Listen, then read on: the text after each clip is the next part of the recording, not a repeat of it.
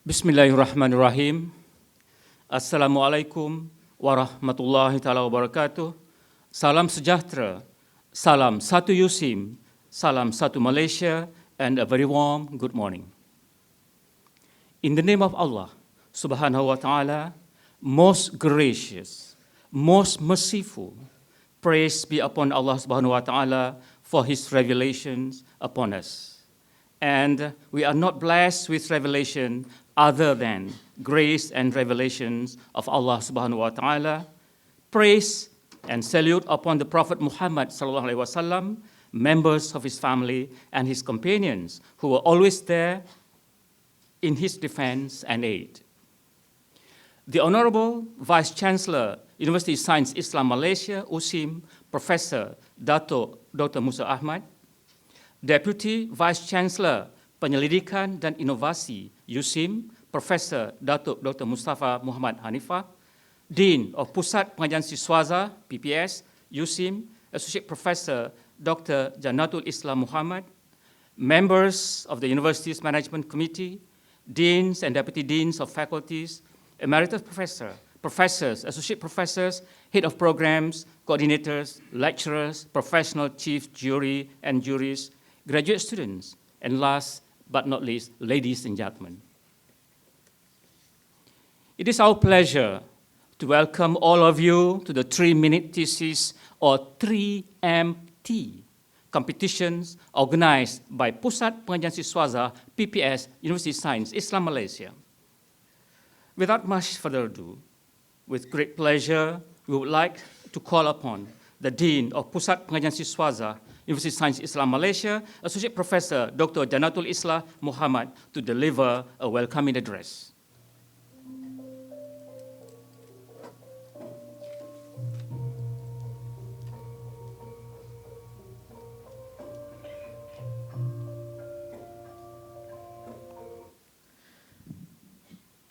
Thank you, Mr. Razak.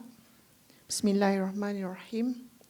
Honorable Professor Dr. Musa bin Ahmad, the Vice Chancellor of University of Science Islam Malaysia, USIM, Professor Dr. Mustafa Muhammad Hanifah, the Deputy Vice Chancellor, Research and Innovation, USIM, members of the University's Management Committee, Deans and Deputy Deans, Directors and Deputy Directors, distinguished juries, whom I will be introduced later, fellow professors, head of programs, coordinators, supervisors, and lecturers, and last but not least, beloved graduate students of USIM. Assalamualaikum warahmatullahi ta'ala wabarakatuh, and a very good morning. First of all, I would like to extend a very warm welcome to all of you to this historic event in USIM, which is the 3-minute thesis or USIM 3MT competition.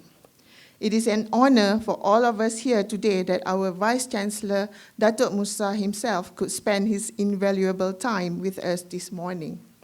Ladies and gentlemen, 3MT is a trademark exercise which has been developed by the University of Queensland, Australia. The first 3MT competition was held in 2008 with 160 research students competing. The competition itself supports the research students' capacity to effectively explain their research in 3 minutes in a language appropriate to a non-specialist audience. Therefore, for the first time this year, USIM would like to be represented in the 4th National 3MT competition, which has been organized and co-organized annually by the University Technology Malaysia, UTM, for the past 3 years. This year, the 4th National 3MT will be co-organized by both the University Utara Malaysia, UUM, and the University Science Malaysia, USM. It will be held in UUM Sintok Kedah on the 10th of May.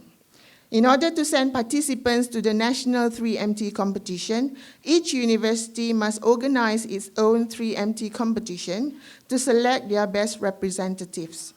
Hence, careful planning and hard work have been put together by my beloved team in Pusat Pengajian Siswaza, PPS, to hold USIM's first 3MT competition today. Inshallah, we will witness Later today, 14 presentations, 7 participants in the social science category, and 7 participants in the science and technology category. These participants, who are pursuing their graduate studies by research mode only, have passed the initial screening, which is the qualifying test, QT, by their respective faculties. Last month, we even invited Associate Professor Dr. Aminah Ahmad Yusof from UTM to share their tremendous experience in 3MT. This is not just to help the participants to give their best presentations, but also for PPS team as the organizer of the first USIMS 3MT to learn the best practices from them.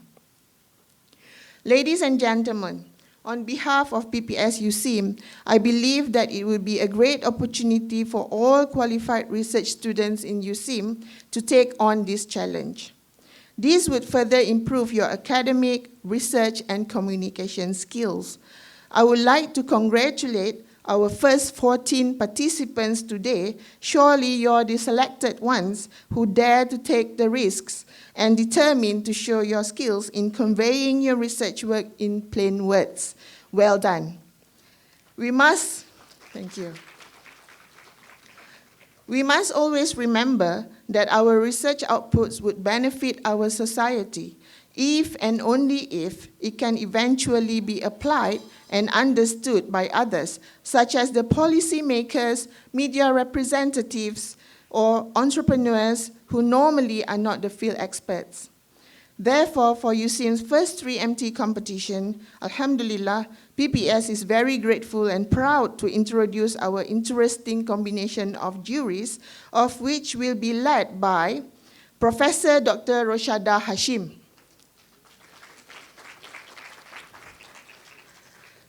Professor Roshada is currently the director of USIM Alamiah, the international office in USIM. She was the recipient of the Ivor Jackson Prize awarded by the University of Salford for the best PhD candidate in 1984. An activist in the Asian Fisheries Society, Prof. Roshada has held the post of honorary secretary since 2002 and was conferred the Merit Award for her contributions to the society in 2006. At the national level, Professor Roshada was the chairman of the Malaysian Graduate Deans Council in 2012. Ladies and gentlemen, let me introduce you to our next esteemed jury, Mr. Omar Sharif bin Maidin, the executive director of my partner group of companies. Mr. Omar has over 17 years of working experience in the ICT industry. He has executed, developed, and delivered numerous training programs for governmental and private organizations in project management, management development, and strategic planning. He is also currently the chairman of UTM Holdings, Sendirian Berhad. Next is the reputable Dr. Nik Salida Suhaila Nik Saleh. Dr. Nik Salida is the director of College Permata Insan USIM. She has presented more than 400 law-related conference papers, public talks, and forums, locally and internationally. She has also written more than 500 books, journal papers, encyclopedia, and other forms of publications. Her expert knowledge in comparative law has always been a significant factor of being consulted by various organizations, including Yayasan Pelajar Mara, Utusan Karya Sendirian Berhad, New Straits Times Berhad, Media Prima, Astro Oasis, RTM, JAKIM, as well as TV Al-Hijrah. That brings me to our next jury, Mr. Shirfan Indra Mitra Surya Hussain. Mr. Shirfan has a vast experience of more than 15 years in the media profession. He is now the current affairs manager in Al-Hijrah Media Corporation. He holds a bachelor degree in language and Malay linguistics, as well as a master degree in creative writing. Last but not least, our next jury is Madam Noraini A. Manan. Madam Noraini holds a bachelor degree in computer science, and she currently is the division leader of the ICT development in Pusat Teknologi Maklumat USIM. She is a certified testing foundation level, as well as certified for professional requirement engineering. Thank you so much for agreeing to become our juries for today's 3MT competition. So all the best, guys and girls. Hopefully that you would use the precious 3 minutes to convince these juries successfully, inshallah. Ladies and gentlemen, Alhamdulillah, before I end my speech, I would like to thank all faculties and supporting centers such as the JPPF, Stracom, PTM, Keselamatan, and everyone here who have given their continuous supports to PPS in making this event a reality. I would also like to thank the PPS's team for their great effort in putting the 3MT Foundation in USIM this year, so hopefully this is not the last one. Namun sesungguhnya perjuangan memang sentiasa belum selesai, so hang in there, mates. To the participants, I wish you all the best, and remember, it is not about winning or losing, because what matters most is the experience that you'll gain from this event. However, I have high hopes for the winners of today's 3MT, not only to give a competitive debut, but also a winning one at the National 3MT competition in May, inshallah. To the other graduate students, I hope that you will be inspired by the presentation today and will participate in the 3MT competition which will be held in USIM in the future, inshallah. Lastly, on behalf of PPS, I would like to express my utmost gratitude to our distinguished Vice Chancellor, Professor Dato' Dr. Musa Ahmad, for spending his precious time with us today. My humble apologies for any shortcomings. Please let us know of any feedback. Inshallah, PPS will always try to improve for the benefit of everyone. Thank you, and Assalamualaikum warahmatullahi wabarakatuh.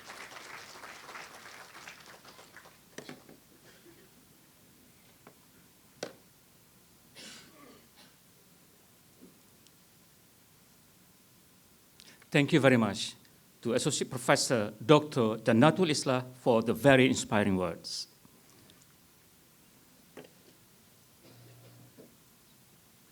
Ladies and gentlemen, it is always a great pleasure to call upon the Honorable Vice Chancellor of University of Science Islam Malaysia, Professor Dato' Dr. Musa Ahmad, to deliver his speech as well as to officiate the competition ceremony for today.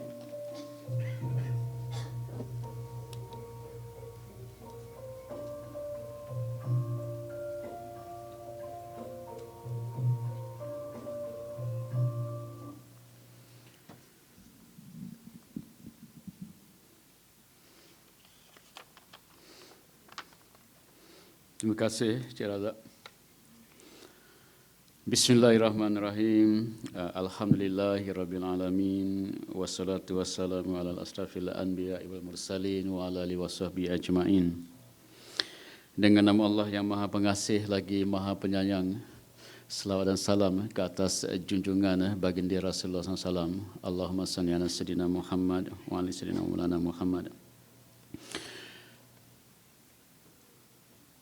Okey, yang saya kasihi Timbalan Chancellor USIM, Profesor Dr.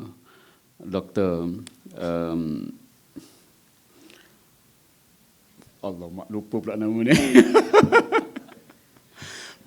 Konsultasi tak ada kat atas yang ada tadi. Okay. So Profesor Dr. Mustafa, okay, Abu Hanifah, okay, Timbalan Chancellor, okay, untuk apa ni, research, okay, dan inovasi, juga dekan, okay, Fakulti PPS, Profesor Madya Dr. Jannatul Islah Muhammad, timbalan dekan PPS, okay, dekan-dekan, okay, dan seterusnya, para panel juri, okay, dan juga pelajar-pelajar, okay, yang akan berbahagian, okay, pada pagi ini. Jadi, Assalamualaikum warahmatullahi wabarakatuh. Salam sejahtera, salam satu Malaysia dan salam integrasi ilmu nakli dan akli. Alhamdulillah, first and foremost, all praises are due to Allah SWT, a blessing and salutation upon our beloved Prophet Muhammad SAW, his family and companions. So inshallah we pray to Allah SWT, so that Allah SWT will guide us, so that we'll be always in the right path again. So first, secondly, I would like to congratulate PPS for having this initiative with a 3-minute thesis. I think for USIM, this is the first time ever that we organizing, these competitions. But even though at the national level, I was told they're going to having, the fourth one again this coming May. I think this is something that we really looking forward, because to me this is really a challenge for the student, has been, written there, in the banner here. Normally, the whole thesis is going to take about 9 hours for you to present, but the main challenge now you need to present in 3 minutes. It's really crazy idea, isn't it? But I think that's a challenge. That's because, more or less people would like to pay attention, maximum only 3 minutes. After that, they will lose focus and get bored easily. So really challenge, particularly when you talk about your finding, particularly science, research, as it's very difficult for you to explain, to the audience, in a layman manner to make sure they really understand your work. So the way I see it, 3-minute thesis is really a way forward in order for you to convince, the layman particularly to understand your work. That's what I'm really looking forward. And I mentioned to the dean that I'm willing to spend my whole morning today to be with you in order for me to really follow what's happening, in this event. If this is really a success to us, and then maybe we're going to extend this, to other events that we have. For instance, even to highlight, about our strategic plan, for instance, and how to present it in 3 minutes. Maybe if you want to highlight, the meaning the USIM aspiration, about the Nakli Akli, how you're going to explain in 3 minutes. This thing can be applied to many other things, actually. All right, so I'm really looking forward, for this event, and I would like to wish, all the best to all the participants that's going to take part, today. Congratulations also go to the departments, to the faculties, and anyone else who have directly and indirectly involved in this competition, for the solid foundation laid to introduce USIM as the global reference university for the integration of Nakli and Nakli knowledge through this competition. As I mentioned earlier, true enough, it's really a challenge for you to, to pass the message about USIM aspiration, because in USIM, we want to be, the regional reference center for the integration of Nakli and Akli knowledge. All right. For us in USIM, maybe we can easily understand that, but how you want to make it in perspective so that other people will also understand. So that is challenge. So distinguished guests, ladies and gentlemen, so as we know, effective communication skill and mastery in the English language is very important, not only in academia and career, but also in the daily life. So this competition is aimed at enhancing, the participants' ability in presenting their thesis in a language that a layman can understand. So participant creativity is a challenge, and I do believe that they have worked hard for the competition with the assistance from their supervisors, because it's not that easy, for you to consolidate, the content, for you to compress, the idea, from the whole thesis, 9 hours to become only 3 minutes. So I'm very excited indeed, to watch the performance of the participant today, and I hope that this effort does not stop here. As I mentioned earlier, this is going to be extended, to other events in this university.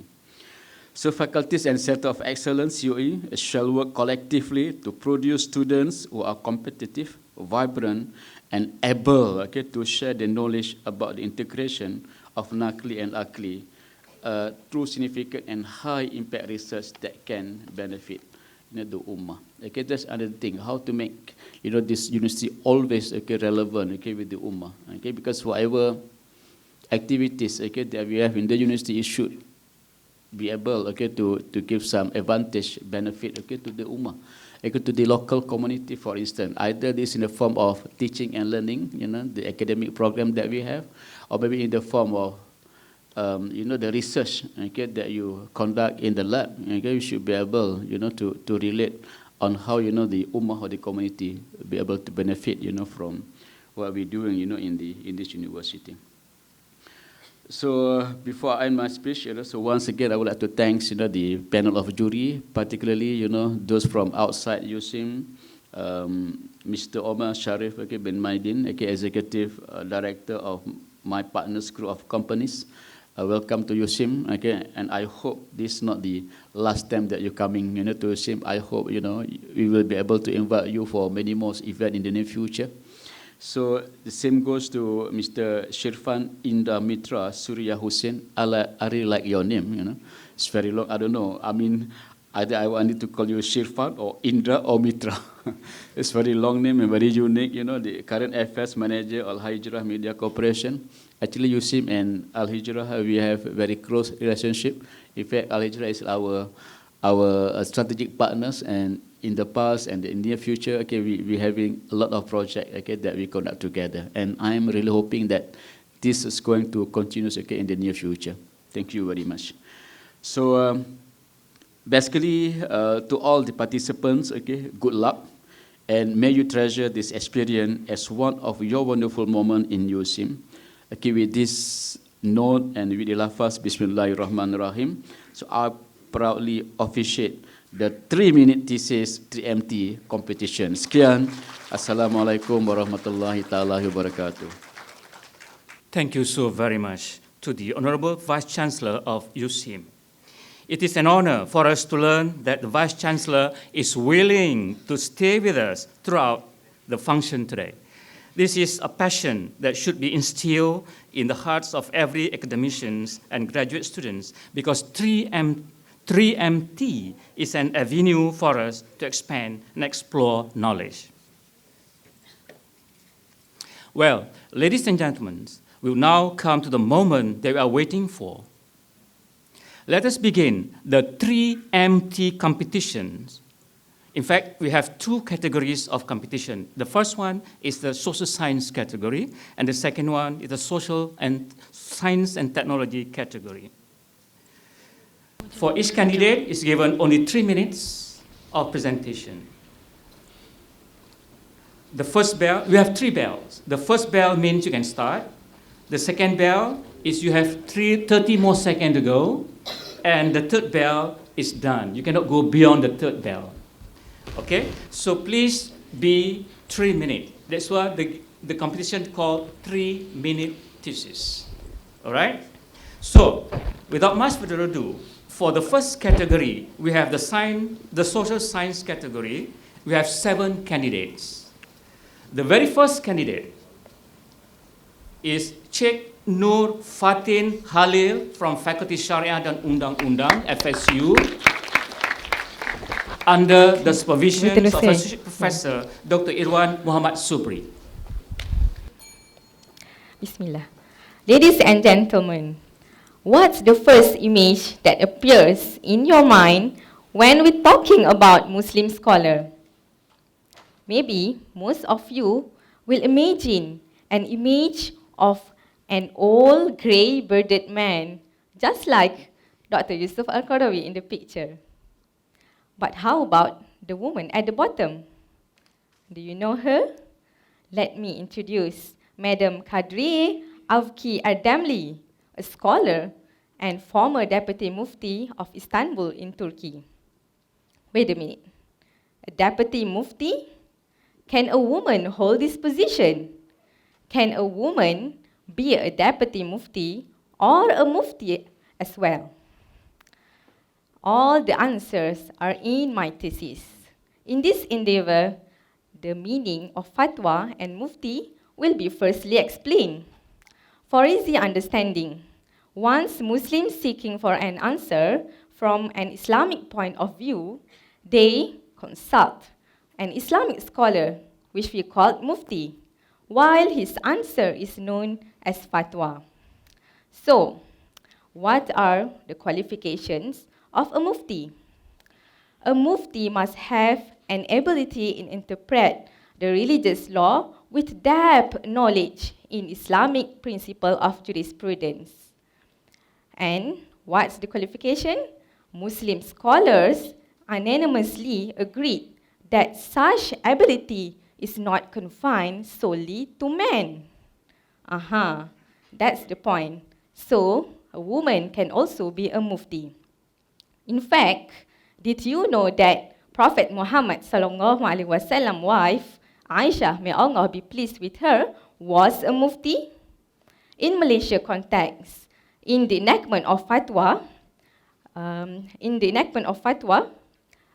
a woman can be a mufti and can be appointed because His Royal Highness will appoint any deemed fit and anybody that's suitable for this position. So it's not impossible for women to be a mufti. However, there are challenges. Women can be a mufti, but in some occasion, in official and religious event, she must lead the congregational prayer. No, women can do this. So that I'm proposing a model for a woman mufti's job scope, and hopefully it will be a useful guide for Muslim, and if one day mufti woman will be a reality. Assalamualaikum. Thank you.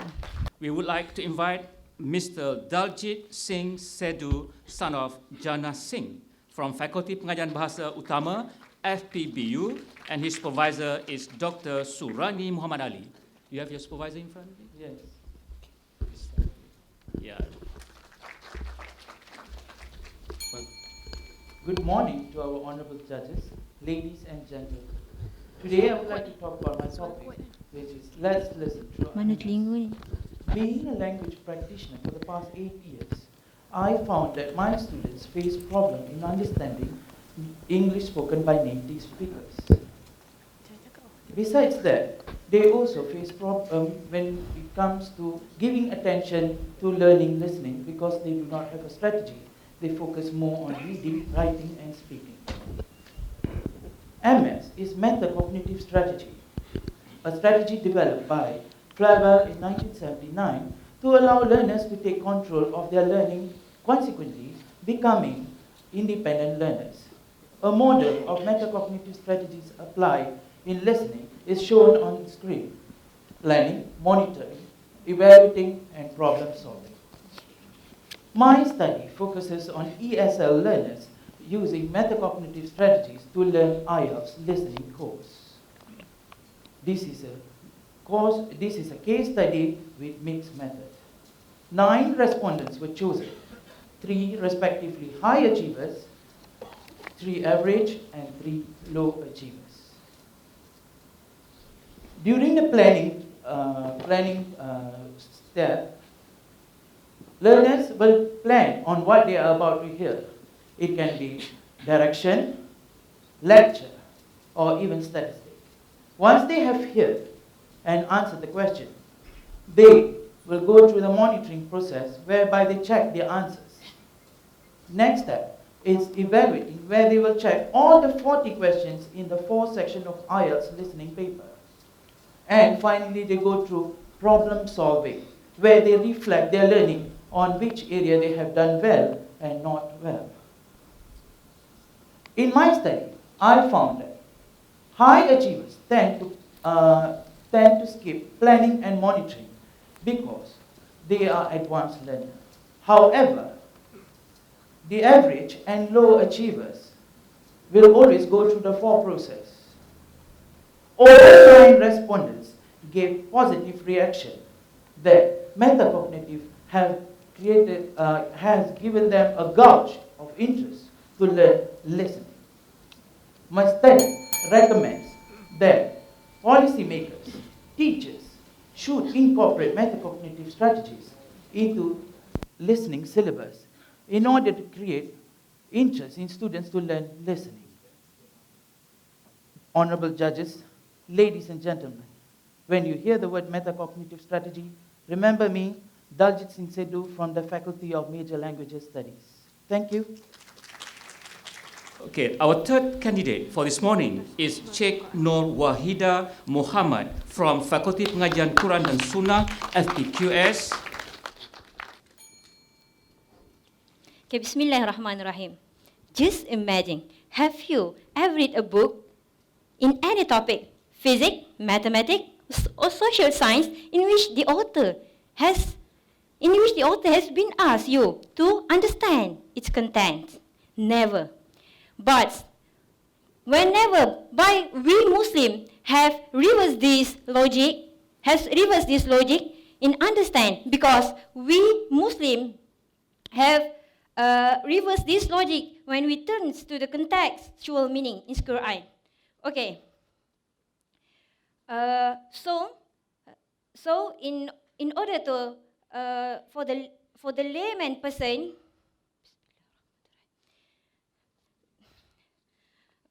the understanding in Quran, we need to understand both words and meaning. You cannot separate the two. If you only read the translation of Quran, doesn't mean that you are really reading the Quran and understand the meaning of the content. You may have read 100 translation and receive the basic message, but they are not Quran. You will have read Quran only when you read it in own language with meaning. Okay, in order to have a better understanding in Quran, it's necessary to do a contextual meaning extraction, where there are many methods that have been used by the scholar. However, these existing approach are limited in certain scope and knowledge. This method of interpretation take a longer time for the researcher to understand the meaning. To get full information of Quranic verses, they need to refer many kind of book and multiple of references, and of each method separately. So for the layman person who do not know Arabic and do not know the knowledge of the Quran, it's difficult for them to understand the meaning that can give a whole description about the Quranic content in a certain word, because not all users are expert in certain field. So, thus, in order to avoid the user from misinterpret the meaning of Quran, the effort towards renewal Quranic interpretation method should be implemented continuously to clarify the beauty of Quran as a huda, bayinah, and furqan. So what I'm going to do a contextual meaning in Quran by using the ontology. What means by ontology? Ontology is the representative knowledge by using the ICT method, okay? And we can learn the ontology with ontology enhance the presentation of knowledge in modern way and enhance the understanding level of Quranic contents. Okay, this diagram as a sample show a visual representation of ontology where we can see the whole knowledge, and hopefully it can help benefit to Ummah, inshallah. Thank you. Sheikh Norazimas Idayu Ahmad is our fourth candidate. Is also from Faculty Pengajian Quran and Sunnah, FPQS. Bismillahirrahmanirrahim. Assalamualaikum and a very good morning to all of you. Regarding to nowadays, the Quran has been translated into many different translations. But remember, all translations are interpretation. So, it can cause us to an open misinterpretation. This situation makes the understanding of the Quranic content become more vital and important to be learned. The extraction meaning has been done and written in different kind of methods, such as Tafsir bil-Ma'thur and Tafsir bil-Ra'i. There is also an extraction meaning that uses synonym approach. But unfortunately, all of these methods is only available in each of the tafsir itself with their own method. So, for example, if you want to know a meaning of word from the part of language, nevertheless, we need to open a tafsir that is written by an author that is master in that certain field. So is it difficult for us to learn the meaning of the Holy Quran? Of course, it is not, right? But to get the full meaning from the tafsir, it may drag us to a longer time to get a full meaning, because it may drag us a longer time to get the full meaning to understand, because it's stated with different kind of tafsir. So in this research, I would like to apply the knowledge of each knowledge in the tafsir and apply with an easy way that we call it as ontology. What is meant by ontology? Ontology has made many socially debates among the scholars. Ontology some say that it means a study of the existence, the meaning of what is what, and some say that it's about a common vocabulary that used by researchers to share their information under a certain domain or theme. So, by applying the Quran knowledge with ontology, will make the sharing the knowledge representation become more easy to us to understand the content of the Quran. So,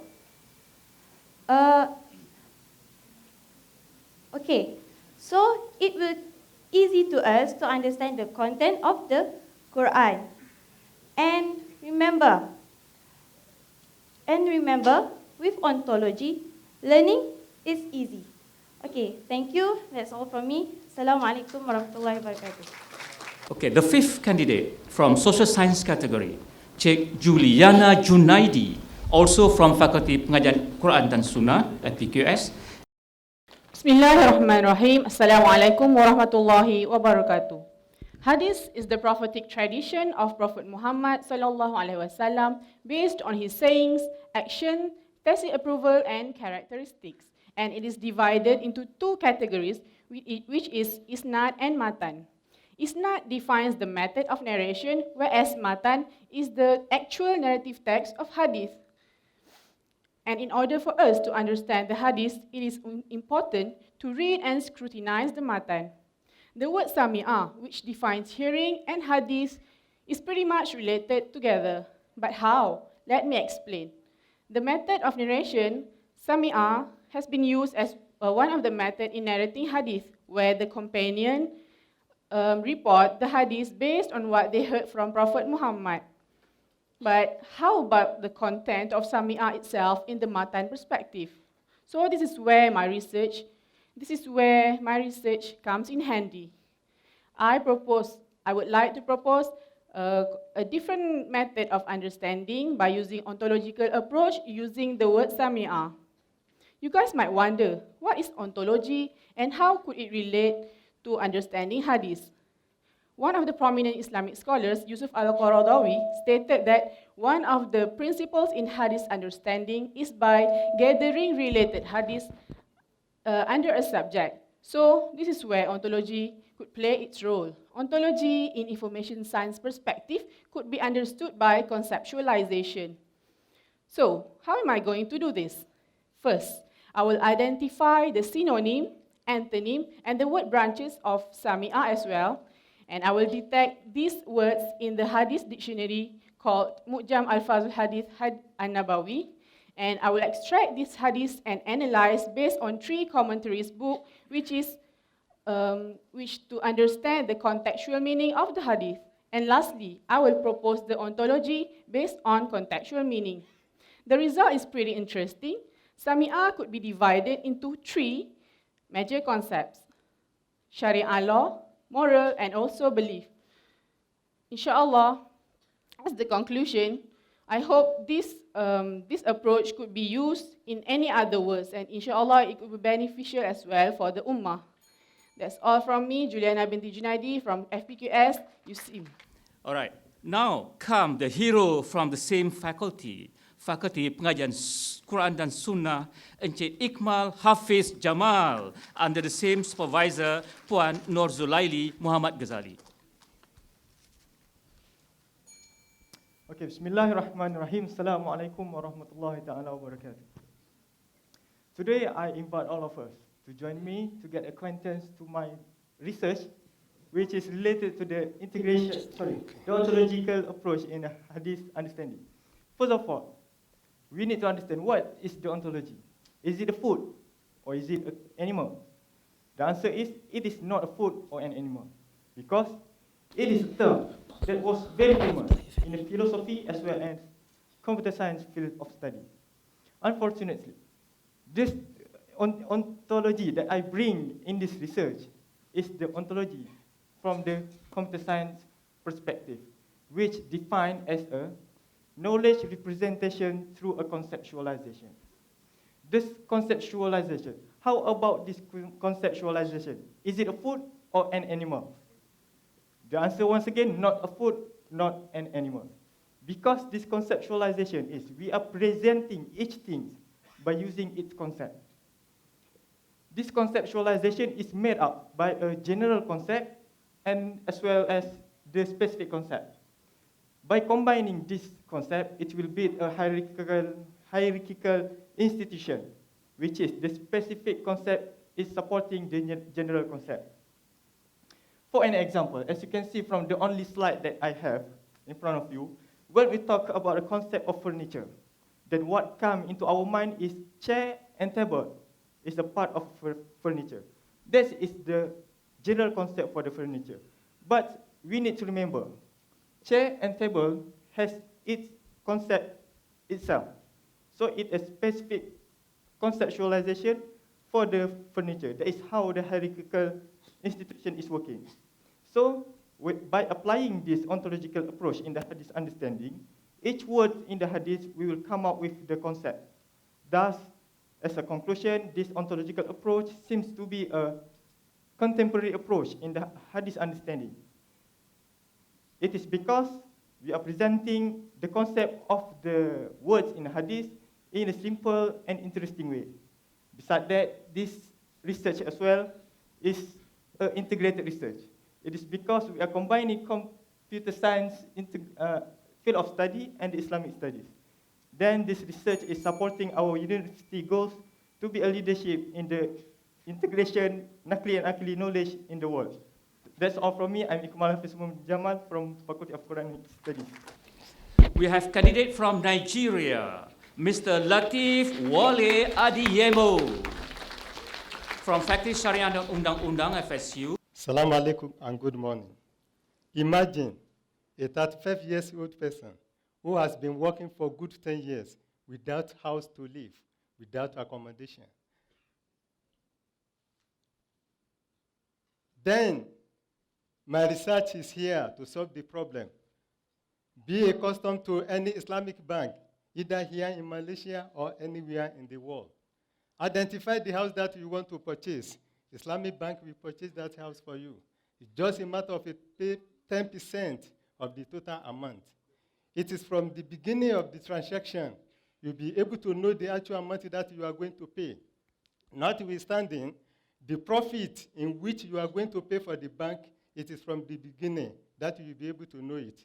The period in which you have to pay all the total amount, sometimes it may be 2 years, 3 years, or 4 years, in which you have to pay that money in form of instrumental payment. Then you have to endorse the first agreement, which is a lease agreement, denoted that you'll be able to be living in that property. By the time when you pay all the money finished, then the second agreement have to be given to you by the bank, which you have to endorse. That is a sales agreement. By the time when you endorse the sales agreement, the entire property will belong to you. Notwithstanding, having purchased the property, you will be given all the title holder of that property.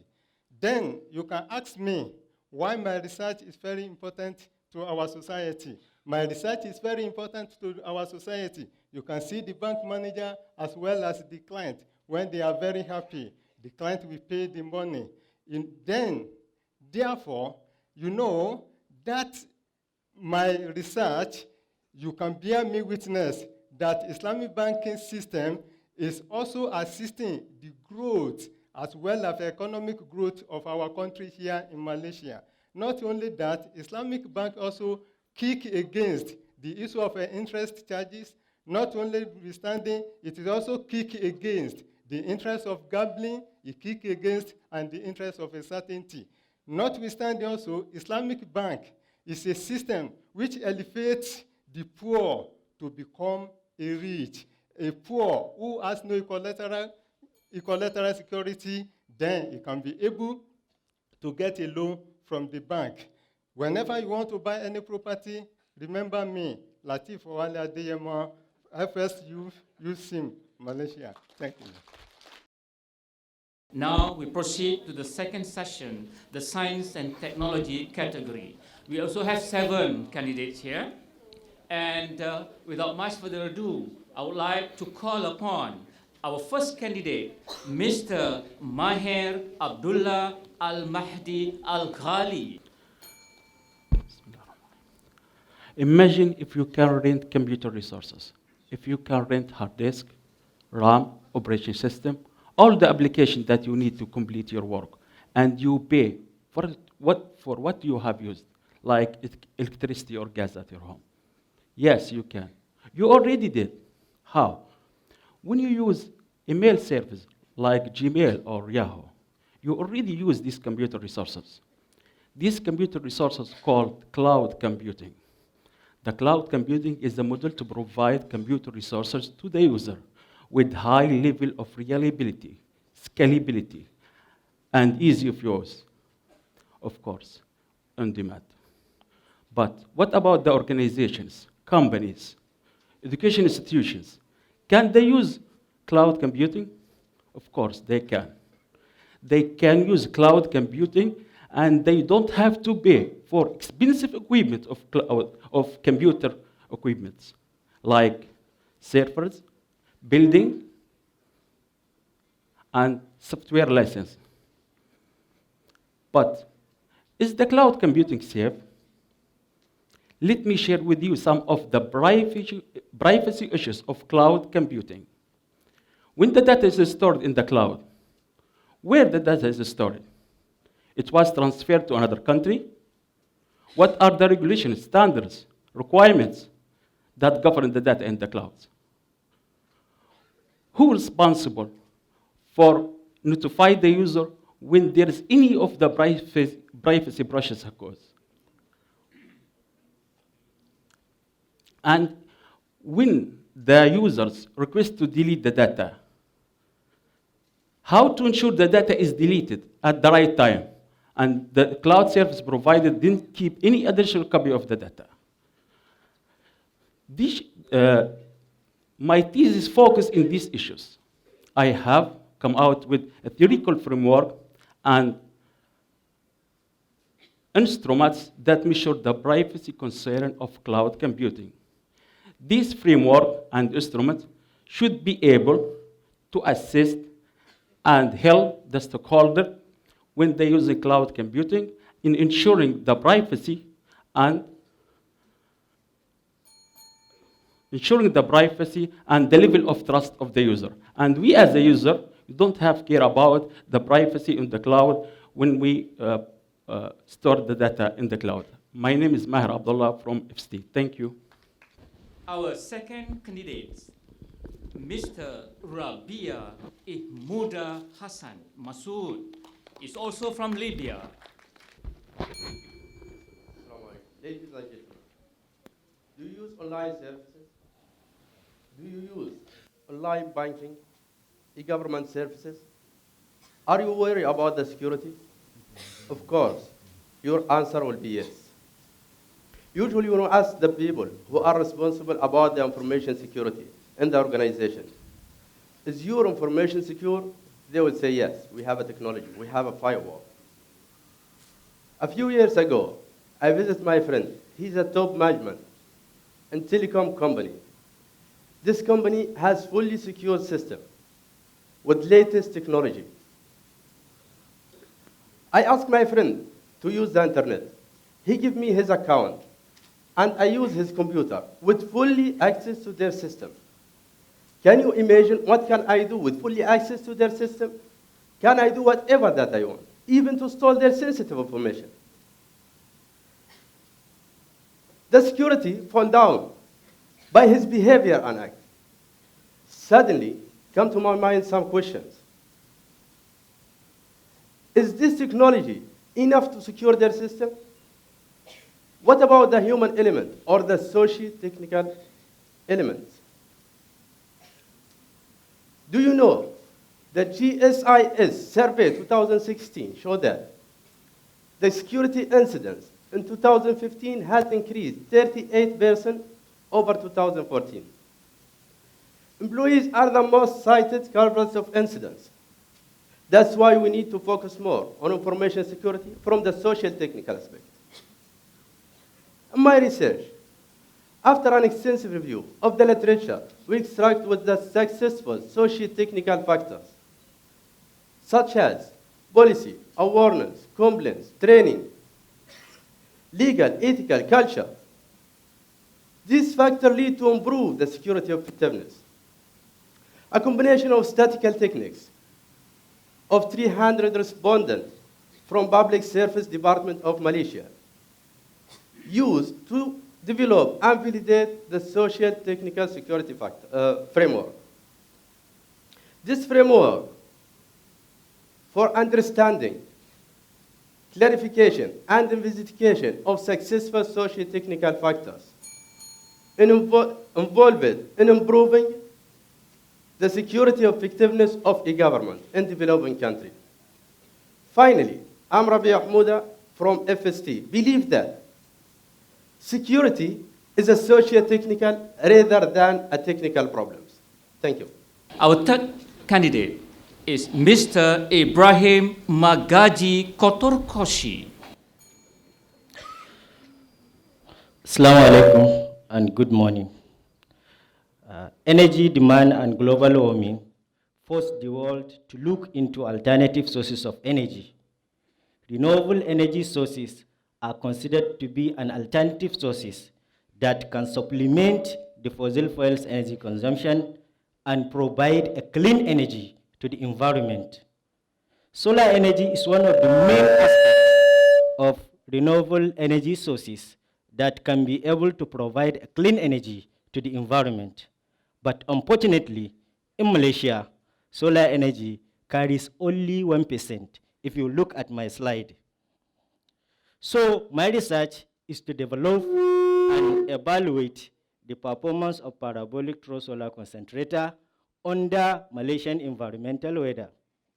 The performance of parabolic through solar concentrator under tropical environment like Malaysia is very, very difficult. This is due to the characteristic nature of the environment that consists of higher formation of clouds even during the dry season, heavy rainfall, relative humidity, and light winds. All these are factors that affecting the performance of parabolic through solar concentrator. And another challenge with application of parabolic through solar concentrator is that the commercial ones are very, very expensive. So what I did in my research, I considered two things. One, the technical aspect. Two, the economic aspect. The technical aspect, how to improve the efficiency, while the economic aspect, how to reduce the cost. Increasing the efficiency while reducing the cost and considering the environmental weather. So in my construction, I selected locally available materials, inexpensive materials, and built a prototype. And this prototype that developed from inexpensive materials was evaluated under Malaysian environmental weather. And the result obtained shows that this type of technology can be applicable for heating applications under Malaysian environmental weather. It can be used for refrigeration, distillation, drying, and hot water generation. And from the available result at hand, it shows that this type of technology, when other components attached to the system, it can be used for electricity generation under Malaysian environmental weather. Thank you very much. My name is Ibrahim Magaji from FST. Okay, we'd like to invite Mr. Nadir Yahya Muhammad Al-Kine. Imagine that you are sitting in a house where there is no wall. Instead of wall, there is glasses. And that house is located in the busiest city in the world. Imagine you are going to the toilet, you are changing your clothes, you are doing whatever you are doing inside the house, and people are seeing you. People who are walking by in that busiest city, they will see whatever you are doing. Ladies and gentlemen, that house is social media. Social media nowadays is very important to share, to publish, to do whatever you want, but with the concern of privacy. Privacy concern, it's zero inside social media, because the more you share, the more money they make. So my concern actually is, and others actually concern, is into privacy. Do you know that statistics shows that 60,000 pictures just uploaded to Facebook in just 1 second? 60,000 pictures. Those pictures can destroy lives. Those pictures can destroy the career of someone's person. Those pictures can destroy friendship. And those pictures can be involved in your decision of the career or the decision of life that you are going through. Imagine that people have the ability to develop their own privacy settings from the user perspective, not the developer perspective, because we don't trust developers. Developers want to make money. So let's go through the user's perspective. User's perspective will set their own setting based on the categories. For example, if these pictures belong to families, then the system will understand it and categorize it into families. It won't show when you are applying for a job. Trust me, the first thing when you apply for a job, they will do a background check on your Facebook account. They will check your pictures, your friends, your games also that you are going to play. And this user privacy model is built to be adopted in any kind of social media, Facebook, Twitter, any kind of social media, with, of course, licensing to them. So we are not going to give it for free, unless they adopt the kind of the technology of to help the ummah, because we believe that privacy is very important to people. So who is with me, who want to build a wall in our house and stay private instead of just staying in a house full of glasses? Thank you very much. Nadir Yahya from FST, USIM. We have Cik Siti Yohana Akmal Muhammad Fauzi, the female candidate. She's a graduate student from FST, and Dr. Marina Osman is her supervisor. Please welcome.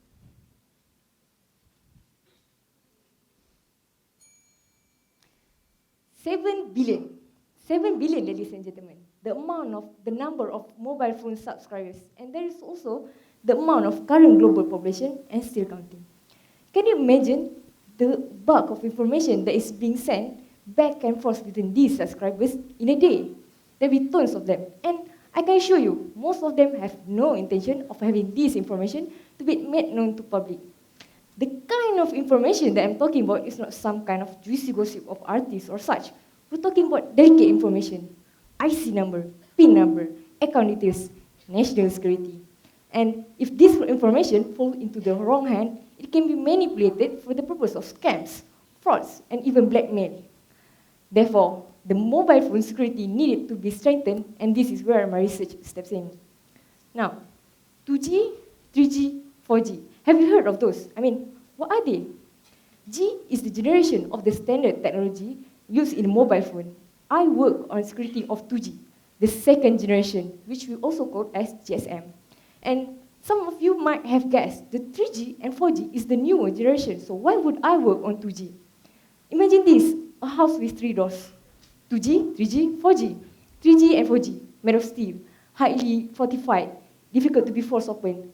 2G, on the other hand, is a basic door made of wood, high chance to be pried open. So you see, even for a house with an advanced door, this weak door could lead to a compromised house. Next, how does the security in GSM works?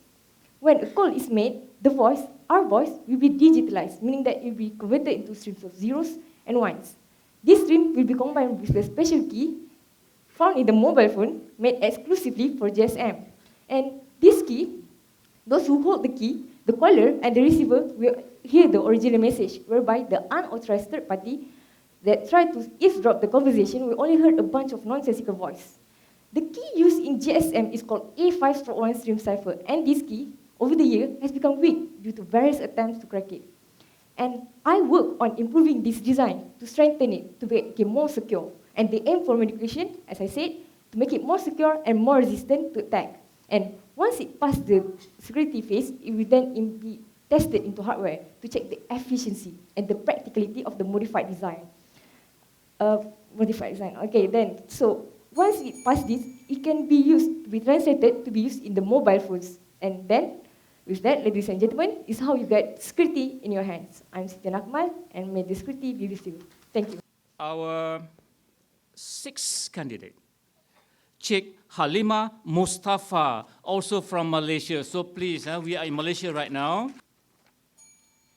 Bismillahirrahmanirrahim. Honorable judges, fellow researchers, and members of the floor. Assalamualaikum and very good morning. Suicide is strictly forbidden along with the killing of nonsense in Islam. Even in our law, suicide is considered as a crime in Malaysia. However, without we realizing, there are millions of cells within our body perform suicides in every minute, in every day, in a timely and controlled manner. This process allows a tadpole to lose its tails before it transforms into a frog, for example. The formations of mass spore by scalping or shaping the digits will also be controlled by this process. However, a problem may arise when this delicate process, also known as apoptosis, is faulty. In my study, we are focusing on the bone marrow disease named myelodysplastic syndrome, or in short, we call this as MDS. It is a condition when there is a low number of blood cells in the blood, but when we take a peek into a factory that produces the blood, which is the bone marrow, there are millions of growing, young, and beautiful blood cells has been detected.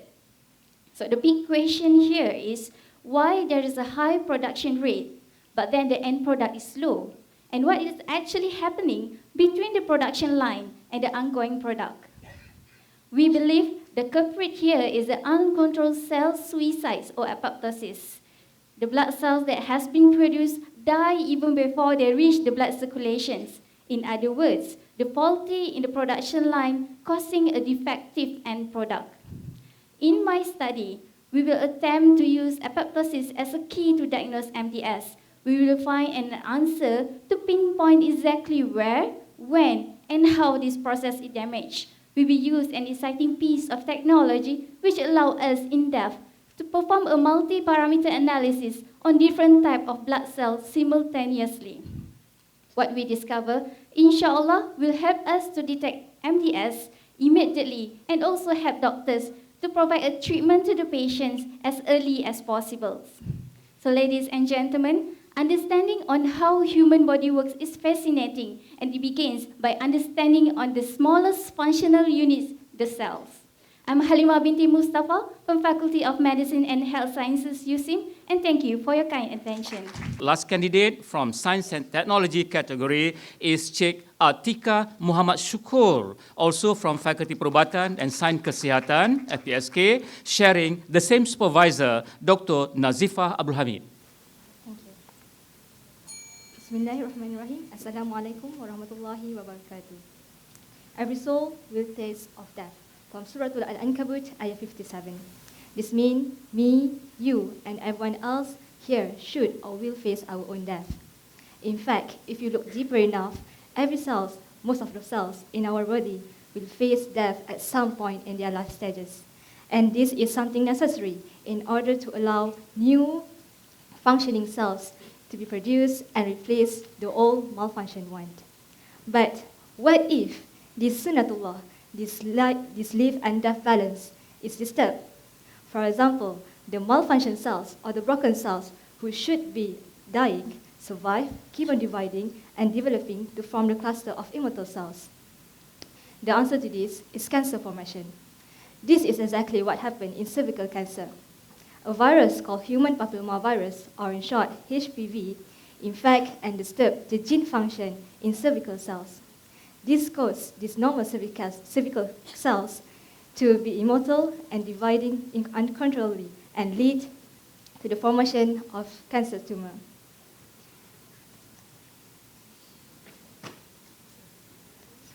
So what can we do about this? What can we do to bring back the balance that I mentioned earlier? The answer to this is simple. It is to bring back the death factor. And it's exactly what I'm working on. I use E2 protein from HPV itself to induce the self-death back within the cervical cancer. And how I do this?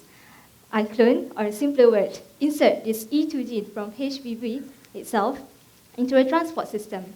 In this case, I use as adenoviral so that it can easily transfect the cervical cancer and induce the self-death within the cancer. And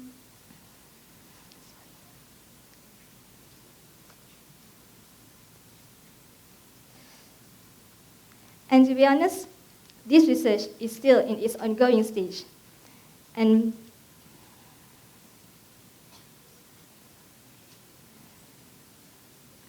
But the potential within is fascinating.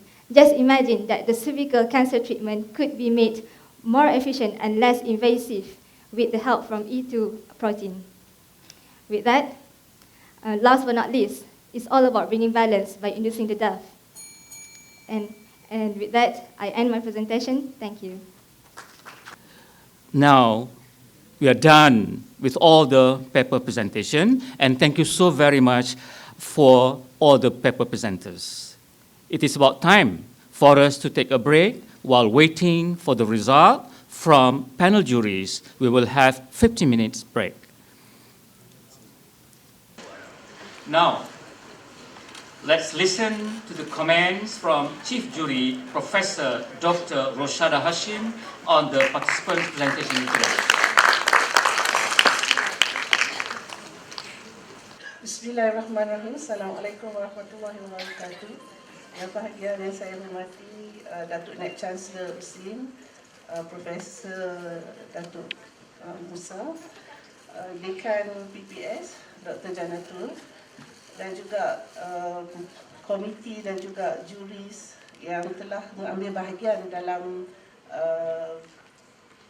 evaluating this 3MT program. I will not speak much except to say that the juries were very impressed with the delivery of and the performance by our students, considering that it is the first time that our students participate in such an event. Almost all didn't show any nervousness, which I'm probably more nervous now than you all were. Or you did a good job covering it. Now, this program is actually to groom our postgraduate students to be able to pitch about their work. Mr. Omar, who is from the private sector, said he used the word elevator speech, which means that they do it all the time in the private sector. And I think it's also timely that we do this in universities and also amongst us lecturers. What it means is that we walk with our bosses up the elevator, the lift, we have 30 seconds to sell our ideas. So Datuk Musa, now we will probably be using that, catch you for 30 seconds and try to pitch our ideas and see if we can sell. Now, this is very vital, this capacity to be able to communicate your research and also to get people to understand what you are doing and for people to buy your idea, many of whom, especially those doing the science and technology-based work, there are lots of things that you needed to sell just now. Now, generally, we could understand. I think there were many of you, when you started, we were all sort of, you can see the body language moving forward, which means that we like what we are listening. And these are very good indicators of where you are coming from. So most of you showed confidence. The contestants showed a lot of confidence in their work, in their speech. And many delivered what they needed to do. Obviously, this being the first time, we do not have any benchmark. We assume that all the participants looked at all the previous 3MT presentations, and I had a chance to look on the YouTube before I came for this exercise, and obviously you know what the benchmark is, okay? So basically, we feel that many of you have got to work at least on your PowerPoint slides. You have to think about, just as well, that it's a closed kind of event, because you probably we noticed that you use many pictures from the internet. So as responsible scientists and researchers, you have to be very mindful about copyright, etc. So in future, please, and we have so many graduate students here, so we need you to be very mindful and alert about using materials from the internet. In terms of delivery, we could understand most of you, but again, this is across the board. I think pronunciation is one of them. And we can understand slight nervousness, so a few of you fumbled. And we will probably do the same. I've been doing this for 30 years, and I still fumble when I have to talk about my work. But it's all about practice, and inshallah, I think you are going to do well. For those of you who selected, I want to congratulate PPS, actually, and also the faculties for the screening process. I think you did a good job, and the faculties also did a good job. So it wasn't painful for us. It was actually a very pleasant exercise for us. So one last comment, because you'll probably be doing this again sometime or other. In terms of your content, I think many of us, the jury, felt that that is the section that needs a lot of working on. The flow of your content. Some of you spent too long in your introduction. You didn't have time to tell what the problem statement and what the project was about. I think other than that, my congratulations to you guys and girls. And inshallah, I wish you all the best. And you have already set the benchmark for all those who are sitting behind you. Congratulations again. Thank you so much, everyone. Assalamualaikum warahmatullahi wabarakatuh. I have the winners in my hand right now. Without much further ado, I would like to invite the Honorable Vice Chancellor of USIM, Professor Dr. Musa bin Ahmad, to be on the stage, accompanied by... Oh, kita... Vice Chancellor tak ada? Okay. Accompanied by the Dean of PPS, Associate Professor Dr. Janatul Islam Muhammad. The presentation of certificate to all participants. Okay, I would like to call from social science first. We would like to call upon Sheikh Nur Fatin binti Halil.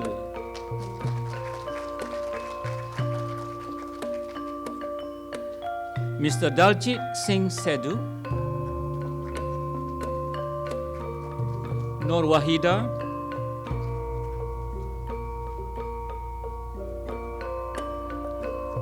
Nora Zimas,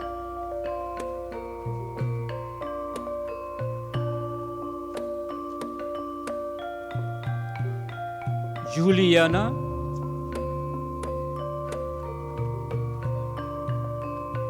Iqmal Hafiz,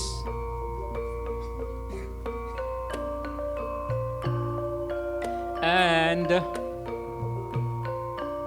Latif Wali Adiemo. Do you remember Latif Wali Adiemo? Do you remember? Yeah. Okay, thank you so much for the social sciences. And next we go for science and technology. We'd like to invite the first candidate, Mr. Maher Abdullah Al-Mahdi Al-Ghali.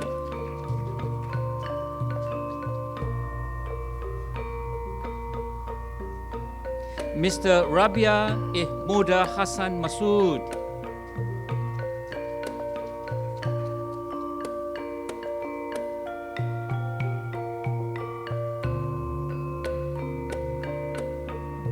Mr. Ibrahim Magaji Kotorkoshi.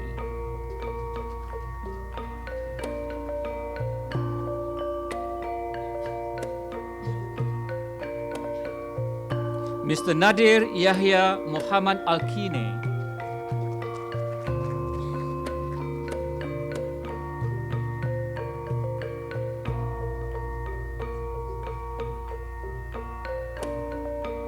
Okay, our plane sampai kat Malaysia right now. So we have Siti Yohana Akmal Muhammad Fauzi.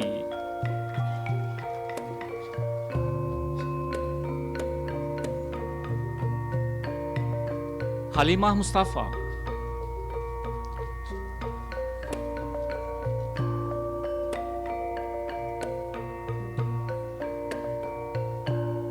Atika Muhammad Syukur.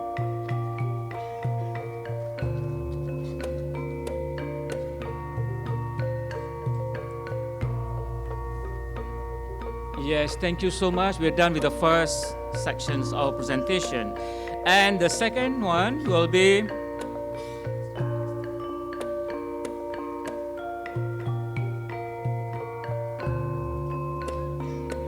presentation of token of appreciation to juries. We would like to invite Professor Dr. Roshada Hashim.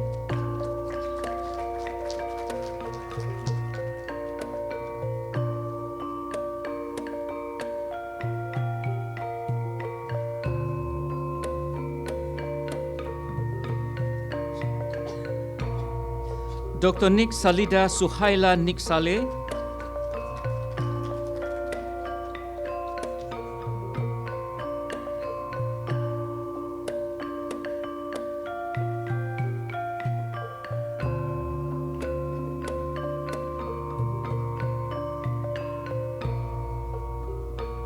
Encik Omar Sharif Maidin.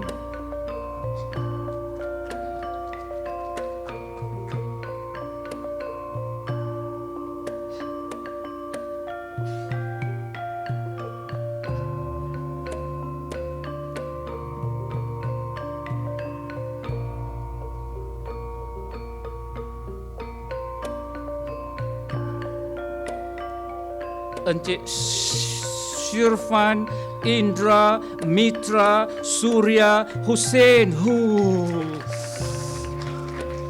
Nasib baik nafas saya sampai.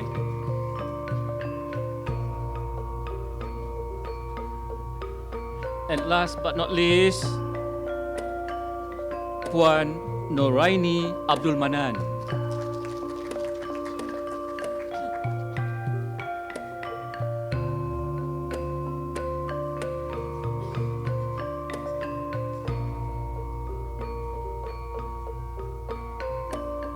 Thank you so much. And now come to the moment that we're waiting for.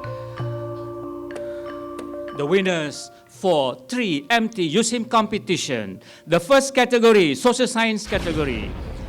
The second runner-up is Mr. Daljit Singh Sedu, son of Jana Singh.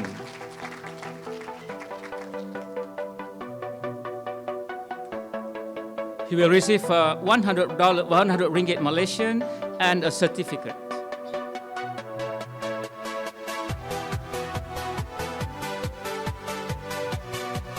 The first runner-up, Mr.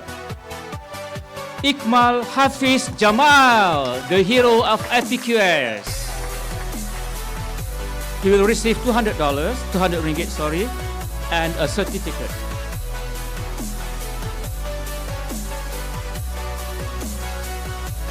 And A and D. The first winner or the winner is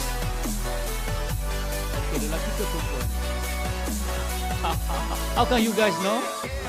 Okay, Juliana binti Junaide with main supervisor Puan Nur Zulaili Muhammad Ghazali. She will receive $300 ringgit certificate and a travel grant to UUM.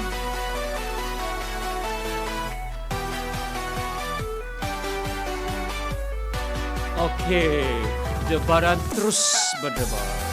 Okay, now we will be in science and technology category. Okay, oh, it seems that the mark is higher than those three winners in social science. Okay, we go for the second runner-up. Miss Siti. Siti apa? Yohana Akmal binti Muhammad Fauzi. Under Dr. Marina Osman. She will receive $100 and also a certificate.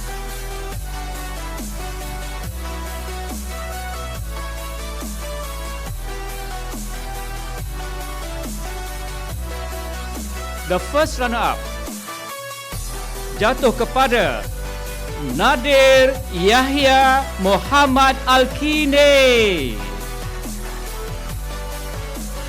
under Professor Dr. Norita Mat Narwawi. She will receive $200 and a certificate.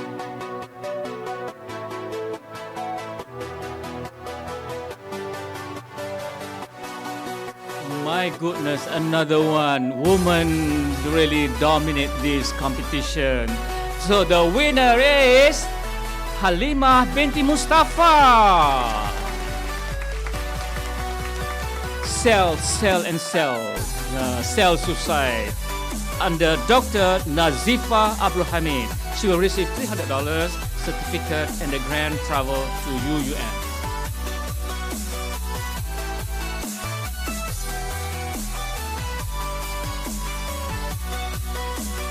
So thank you so very much. So very much for the award presentation.